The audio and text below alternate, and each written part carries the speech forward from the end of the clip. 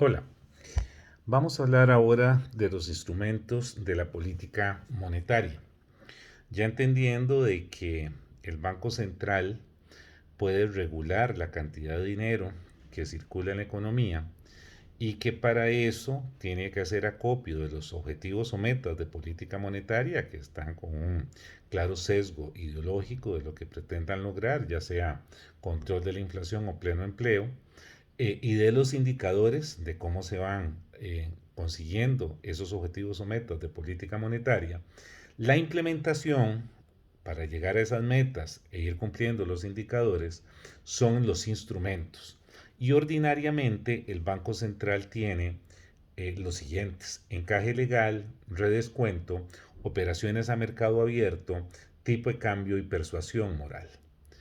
Eh, Vamos a empezar entonces con el encaje legal. ¿Qué es el encaje legal? Del 100% de los depósitos que captan los intermediarios financieros, un porcentaje tiene que quedar a la orden depositado en las arcas del Banco Central. Ese porcentaje va a ser, según la ley, de un mínimo del 1% o un máximo del 15%. O sea, en ese margen entre el 1 y el 15%, el Banco Central determina qué porcentaje de esos depósitos capta para mantenerlos en custodia, en reserva. Obviamente, si estamos hablando de que el intermediario financiero del 100% de los depósitos tiene que coger una porción para trasladarla al Banco Central, eso va a incidir directamente en la cantidad de dinero que circula en la economía y en el costo del dinero. Vamos a ver, si el Banco Central fija el encaje legal en el piso, es decir, en el 1%, los bancos comerciales, los intermediarios financieros, van a tener mayor cantidad de recursos que puedan destinar a colocación. En esa dirección, entonces, estaríamos con dinero más barato y con una oferta monetaria expansiva. Estaríamos, pues, promoviendo el pleno empleo y rechazando el control de la inflación. A contrario censo, si la medida que adopta el Banco Central se orienta al 15%, al techo, o sea, del total de depósitos que manejan los intermediarios financieros, coge el 15% y los mantiene en custodia, significa que los bancos comerciales, los intermediarios financieros, van a tener menos recursos para colocar. Y al tener menos recursos para colocar, va a subir el costo del dinero.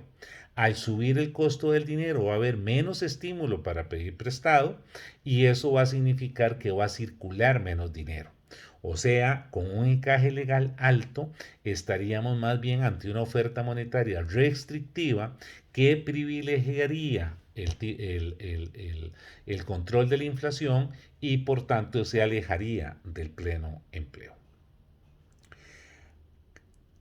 El segundo de los instrumentos con los que cuenta el Banco Central es el redescuento.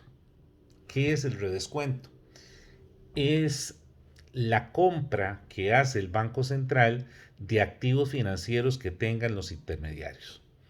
Eh, Vamos a ver, ¿qué es un activo financiero? Es el dinero que tiene colocado cada uno de los intermediarios. Los intermediarios lo tienen colocado a una tasa de interés, digamos, crédito hipotecario, tienen una cartera de crédito de 10.000 millones de colones y esos 10.000 millones de colones están colocados al 20% anual. Esa es la tasa de interés que los bancos están recaudando, los intermediarios financieros. Pero tienen un problema de liquidez, no tienen efectivo en ese momento para hacerle frente a una serie de obligaciones.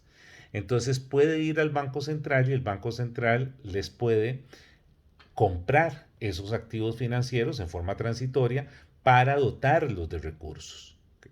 Al dotarlos de recursos, el Banco Central les puede cobrar una tasa de interés más alta de la que ellos están cobrando, ¿verdad?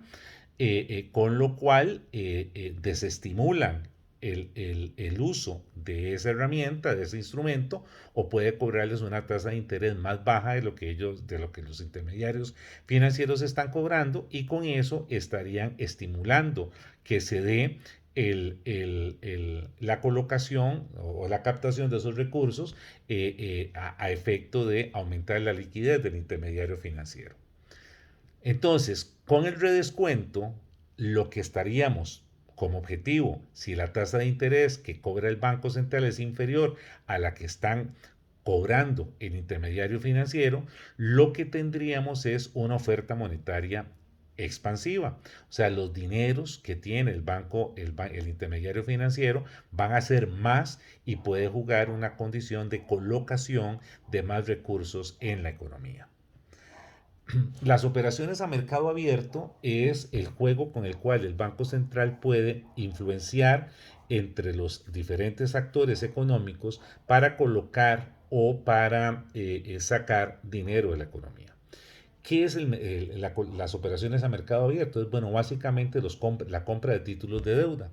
El Banco Central puede decidir poner deuda respaldada por el Banco Central, es decir, certificados de inversión, títulos de bonos, títulos a plazo de cualquier índole, y pagar una tasa de interés atractiva, con lo cual una serie de ahorrantes, en lugar de llevarle el dinero a los intermediarios financieros, los lleva al Banco Central. Con eso el Banco Central estaría sacando dinero de la economía.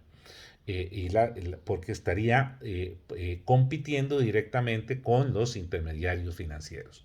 Pero por otro lado, el Banco Central puede participar en el mercado financiero comprando títulos de deuda, o sea, invirtiendo dinero como cualquier inversionista en cualquiera de los intermediarios financieros. Entonces viene el Banco Central y dice, ok, voy a colocar X número de millones de colones comprando títulos de inversión, bonos, como quiera denominársele, del Banco Nacional, del Banco de Costa Rica, del BAC, de cualquiera de los intermediarios financieros. Entonces, en este segundo supuesto, el Banco Central lo que estaría haciendo es metiendo dinero en la economía, porque el Banco Nacional, el Banco de Costa Rica, el BAC, no van a captar ese dinero para dejárselo guardado, lo van a captar para colocarlo. Entonces estaríamos en presencia de una oferta monetaria expansiva. Vamos a reiterar, con el redescuento, si el Banco Central participa en el mercado abierto captando recursos, o sea, colocando títulos de deuda del Banco Central, lo que está haciendo es sacando dinero en la economía, y lo hace con un objetivo de control de la inflación, con un propósito de control de la inflación. Por el contrario, si el Banco Central compra títulos de deuda de los intermediarios financieros, lo que está haciendo es poniendo a circular más dinero, ¿verdad? Y con eso lo que se tiene es una oferta monetaria expansiva. Eh, con el tipo de cambio lo vamos a ver con política cambiaria en otro momento, pero es básicamente juega un rol similar, porque como veremos, el Banco Central tiene la reserva de las divisas internacionales y tiene como una de sus obligaciones asegurar la convertibilidad del colón con relación a las divisas internacionales. Pero para eso vamos a tener un capítulo específico de que vamos a hablar de tipo de cambio.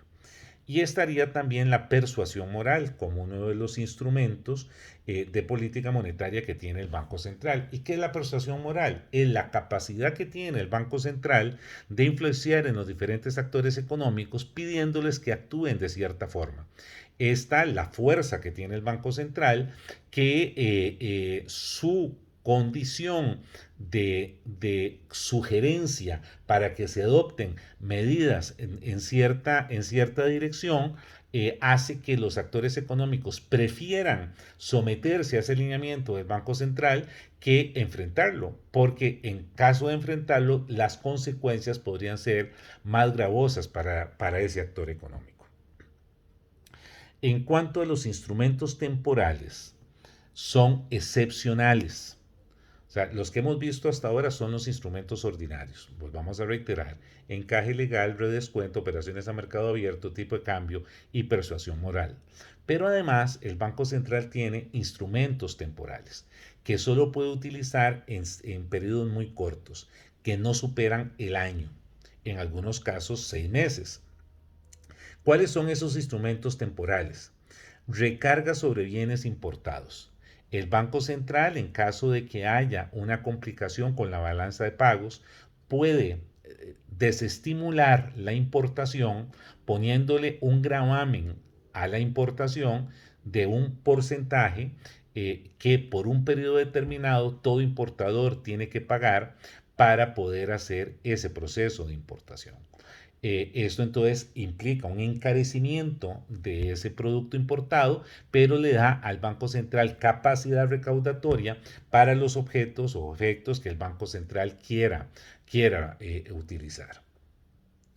Una segunda medida temporal o instrumento temporal es el límite global al crecimiento de crédito. Esta es una medida que puede adoptar hasta por un plazo máximo de un año. ¿Y en qué consiste? En que el Banco Central le indica a todos los intermediarios financieros que con base en la colocación que tuvieron en el año anterior, solo puede colocar, por decir algo, un 10% más en el año siguiente. Pongamos, por ejemplo, crédito de vivienda. Un intermediario financiero colocó 10.000 millones de colones en crédito de vivienda en el 2022.